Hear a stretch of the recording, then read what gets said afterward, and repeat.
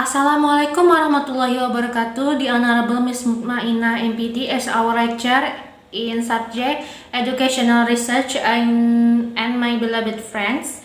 We are from Group 4 and today we are going to discuss about variable and hypothesis. But first, I would like to introduce my member. My name is Masayu Safira Olivanisa and the others are Linda Mariani and Lisa Febriana. Okay, for the first explanation will be explained by me. The importance of studying relationship. The purpose of quantitative research is to generate knowledge and create understanding about the social world. Quantitative research is used by social scientists, including communication researchers, to observe phenomena or occurrences affecting individuals. Social scientists are concerned with the study of people. Quantitative research is a way to learn about a particular group of people, known as a sample population, using scientific inquiry. Quantitative research relies on data that are observed or measured to examine questions about the sample population. The result of quantitative research specify an explanation into what is and is not important or influencing in a particular population. Quantitative research also provides answer to a question about the frequency of phenomenon or the magnitude to which the phenomenon affect the sample. Is variable. What is variable?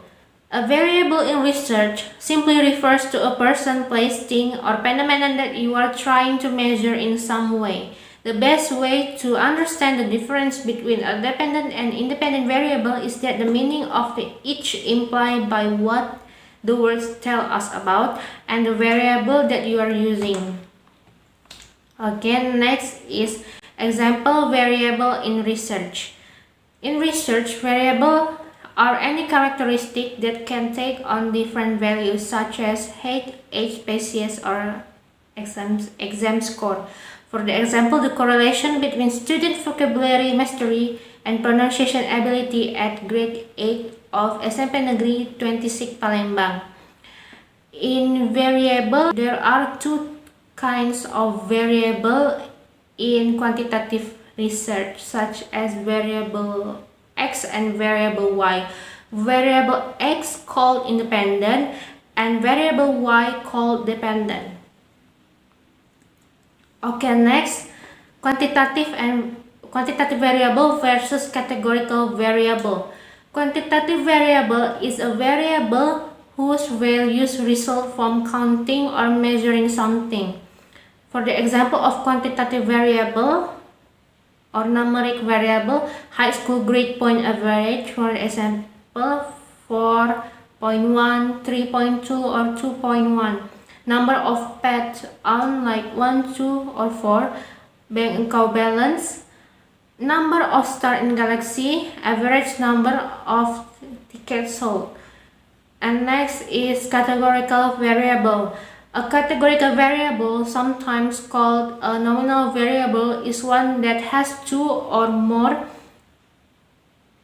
categories, but there is no intrinsic ordering to the categories. For example, a binary variable or such as yes or no question is a categorical variable having two categories, yes or no, and there is no intrinsic ordering to the categories. Is categorical variable. There are two types of categorical variable. First is nominal and second is ordinal. Okay, nominal. A nominal variable has no intrinsic ordering to its categories.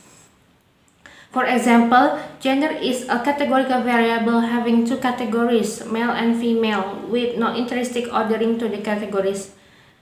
Ordinal variable is similar to categorical variable. The difference between these two is that there is a clear ordering of the categories. For example, a variable like educational experience with values such as elementary school, graduate high school graduate, some college, and some college graduate.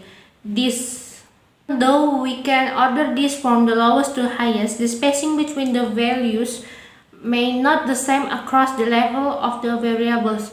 Say we assign score 1, 2, 3, and 4 to this 4 level of educational experience. Is independent versus dependent. Here is the example, the correlation between student vocabulary mastery and pronunciation ability at grade 8 of SMP Negeri 26 Palembang. Vocabulary mastery at SMP Negeri 26, and while dependent variable is their pronunciation ability. So in this example, the independent is a variable which is influencing the variable y. So the vocabulary mastery is independent, and y is how that is affected by variable x. So the variable y is pronunciation ability, because when student can understand vocabulary, it affect on their pronunciation ability. Okay, next is moderator variable. A moderator variable is a special type of independent variable. It is a secondary independent variable that has been selected for study in order to determine if it affects or modifies the basic relationship between the primary independent variable and dependent variable. Thus, if experimenter thinks that relationship between variable x and variable y might be altered in some way by a third variable z, and then z could be included in the study as moderator variable. The moderator variable is the third variable that strengthens the relationship between the independent variable and dependent variable. So moderating variable means that a variable that affects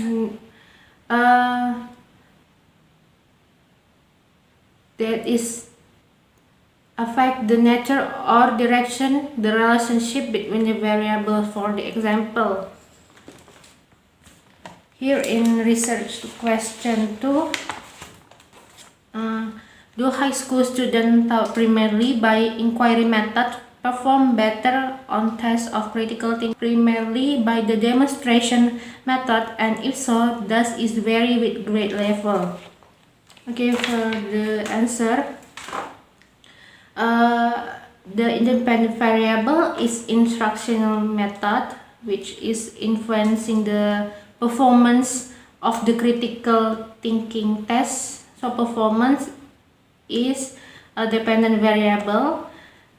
And third variable that is strengthen the relationship between the independent variable and dependent variable is grade level. Why? Because here the grade level is for a high school. Okay, I think that's enough for me. The next presentation will be explained by Lisa. Okay, I will continue Masayo's explanation about mediator variables. If moderator variables explain about the variable that can modify or influence the strength of a relationship between two or another variables, a mediator variable is one of the attempts to explain the relationship between the two other variables. So it looks like the high stakes test, like the SAT exam. The moderator variables in this case is taking experience, test taking experience, or TTE, because the relationship between AL and TP is stronger for students with prior experience taking the SAT. Meanwhile, a possible mediator variable in this case could be socioeconomic status (SES) because it could explain why there is a relationship between AL and TP. Next is extraneous variables. Extraneous variables are independent variables that have not been controlled. It is when one researchers have decided which variables to study, they must be concerned about the influence or the effect of other variables that exist. There are many possible extraneous variables. The personality of the teacher, for example, and then the experience level of the students, the time of the day the classes are taught, the nature of the subject taught, and also the textbooks that is used, the type of learning activities the teacher employ, and then the teaching methods that all are possible to the extraneous variables that could affect the learning in this study. Next is hypothesis. What is hypothesis?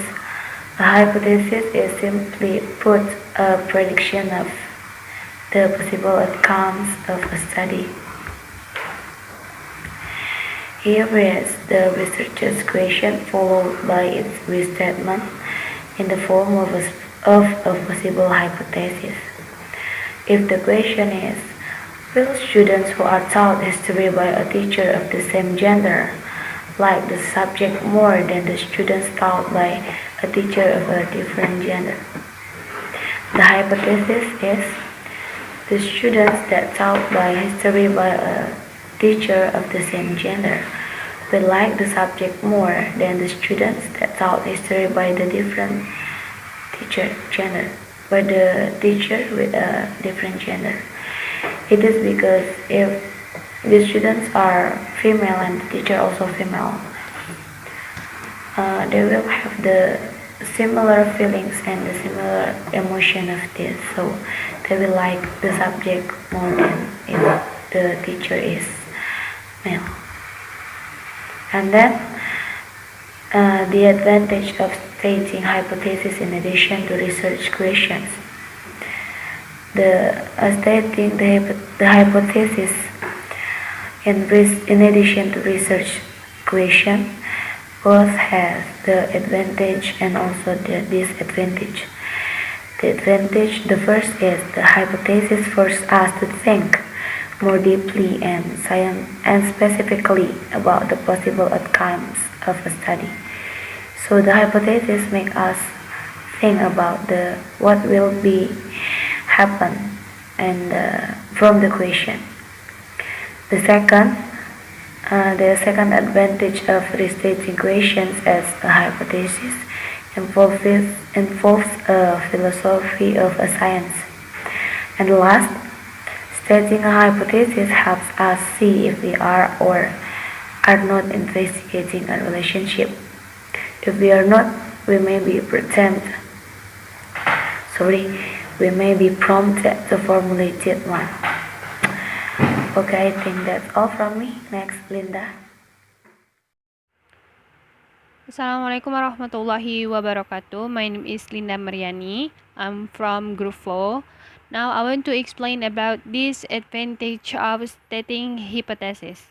Okay, there are therefore disadvantage of stating hypothesis. The first one is stating a hypothesis may lead to a bias, either considered or unconsidered on the part of the researcher. On the investigator state a hypothesis, they may be tempted to manipulate the data in such a way as to bring about a desired outcome. And the second one is the disadvantage of stating hypothesis at the outset is that it may sometimes be unnecessary or even inappropriate in research projects of certain types, such as qualitative survey, and ethnographic studies. In many such studies, it would be until presumptions. And the last one is disadvantage of stating hypothesis is that focus attention on a hypothesis may prevent researcher from noticing other phenomena that might be important to study.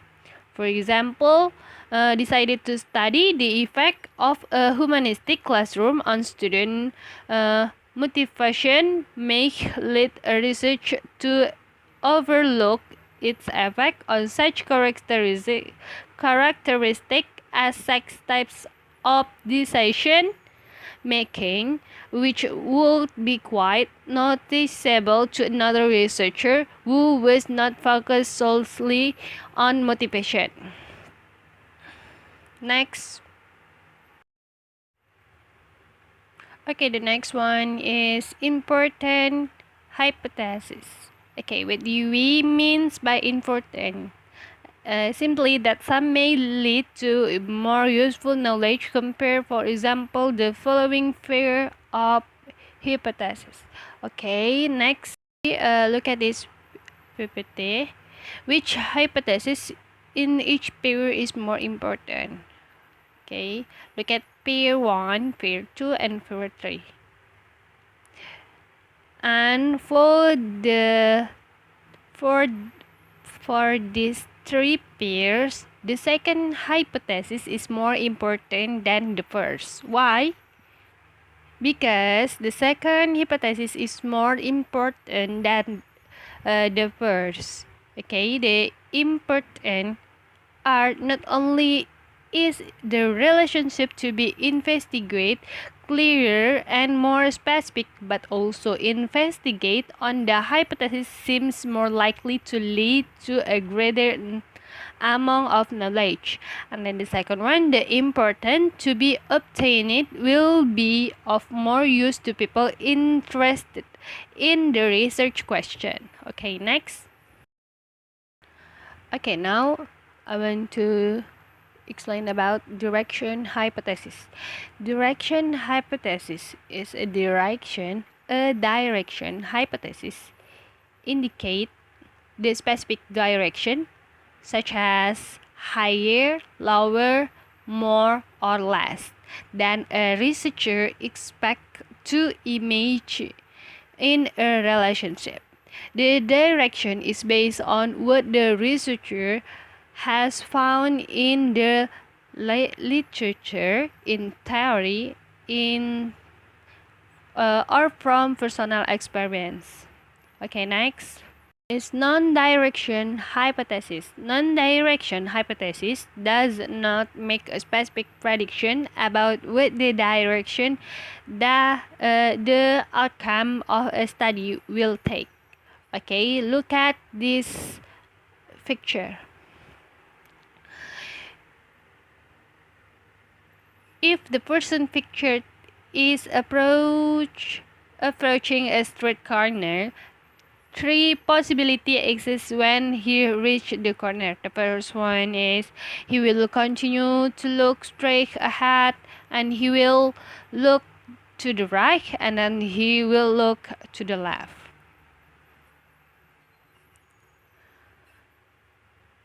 Okay. Non-direction hypothesis is worth prediction that he will look one way or the other. And then direction hypothesis would predicate that he will look in a particular direction, for example, to this right. In the second possibilities, such a direction hypothesis is riskier because it's less likely to occur. It is more convincing when confirmed. Okay, next. Okay, the last one is hypothesis and qualitative research. Hypothesis in qualitative research is that they are typically not stated at the beginning of a study, but rather they emerge as a study progresses.